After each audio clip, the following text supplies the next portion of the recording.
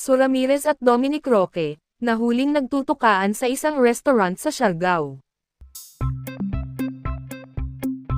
Nagulantang ang mga netizen matapos kumalat ang isang viral na video kung saan nahuling nagtutukaan sina Su Ramirez at Dominic Roque sa isang kilalang restaurant sa Siargao. Ayon sa mga saksi, tila sweet na sweet ang dalawa habang masaya at halatang relaxed sa isa't isa.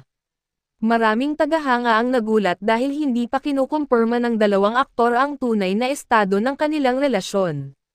Bagamat madalas silang makita na magkasama, nananatili silang tahimik sa isyu tungkol sa kanilang status bilang magka-love team o tunay na magkasintahan.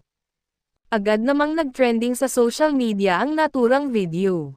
Ilan sa mga fans ay natuwa at kinilig, samantalang ang iba naman ay nagtataka kung ano nga ba ang real score sa pagitan ng dalawa.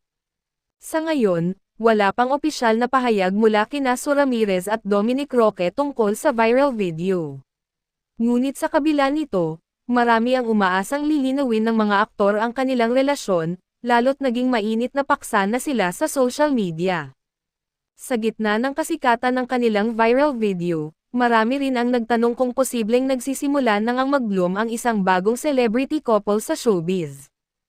Kilala si Su Ramirez sa kanyang mga seryosong roles at personalidad, habang si Dominic Roque naman ay naka-establish na bilang isang charming at matapang na aktor. Ang chemistry nila ay napansin na rin dati sa ilang mga pagkakataon kung saan sila ay nakita ng magkasama, pero hindi inaasahan ng mga tao na magiging ganito kabilis ang kanilang closeness.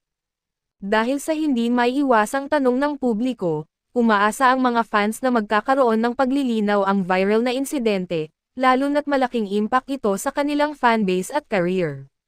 Sa ngayon, ang pagtaas ng popularidad ng kanilang tambalan ay nagdadala ng malaking excitement sa mundo ng showbiz.